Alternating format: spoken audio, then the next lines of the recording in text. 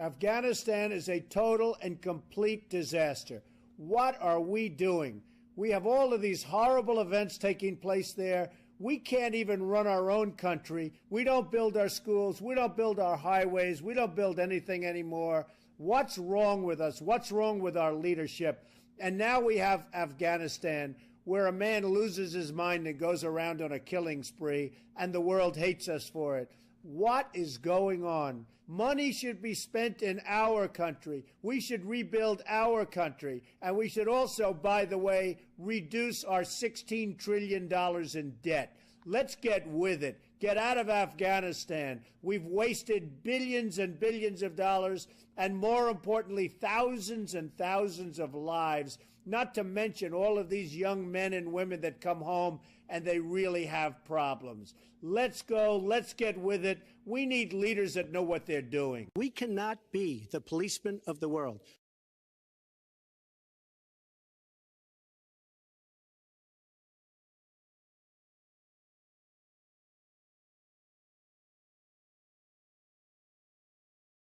Welcome, Mr. President.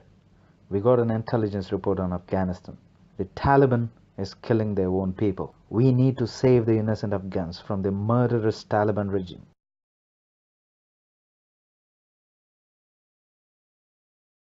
No, Mr. President. We need you to trust our words, sir. Don't you trust us? Can you approve sending 5,000 more troops to Afghanistan, sir?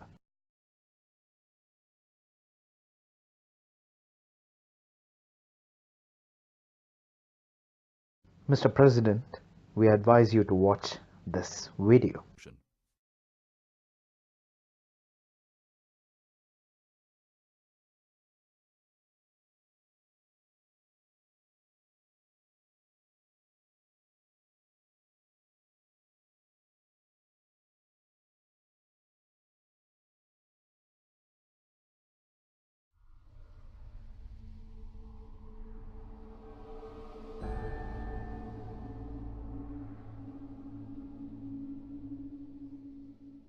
Do you know who killed JFK, sir?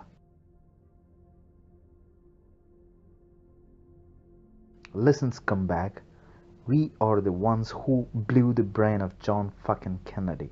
We put the blame on the innocent bystander Lee Harvey Oswald without any evidence. Even a kid can see that the bullet came from the front and not from behind in this video. But we made the impossible claim that the bullet that hit JFK came from behind, and we got away with it. We labeled those who questioned the official narrative as conspiracy theorists. We killed the scapegoat Oswald before he could speak in the court. Did the stupid American people fight back at us? You know why we killed JFK? Because he fucking said no for Vietnam War. Did we stop with killing him? No, not in your life. We invented terrorism as a reason to invade oil-rich Middle East. We blew up the Twin Towers. We put the blame on the boogeyman Osama bin Laden without any evidence. We used that as a reason to invade country after country in the Middle East for oil. We spewed the same propaganda to kill every leader in the Middle East. Those who claimed 9/11 is an inside job, well, they're right. But we demonized them and labeled them as conspiracy theorists. We put those who leaked the truth in prison and detained the truth publishers even without charge. And we made the liars and war criminals to run for presidency. If Americans try to fight back at us, then we know whom to go after, because we record every conversation made in the United States. And you think you can stop us? You think you can take the troops out of Afghanistan? We, the US military, is a $700 billion empire. We have major investors who look for yearly revenue targets and profits from the military-industrial complex. You think that you can bring peace and stability in this world and destroy our business? We need chaos, instability, and fear of terrorism in this world in order to justify our $700 billion existence.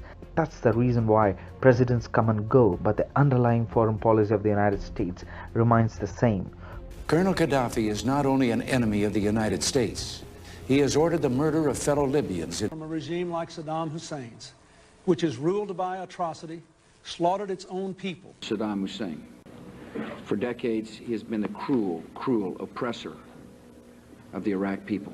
We have every reason to believe that Gaddafi would commit atrocities against his people. We control the Senate, Congress, media, Hollywood, judiciary system, FBI, you name it. When we can do all this by keeping the American people calm, what makes you think that American people will fight back if we take you down when 50% of the country wants you to be taken down? So, Mr. President, you are approving the additional troops to Afghanistan. Or my original instinct was to pull out. And historically, I like following my instincts. But all my life, I've heard that decisions are much different when you sit behind the desk in the Oval Office. In other words, when you're President of the United States.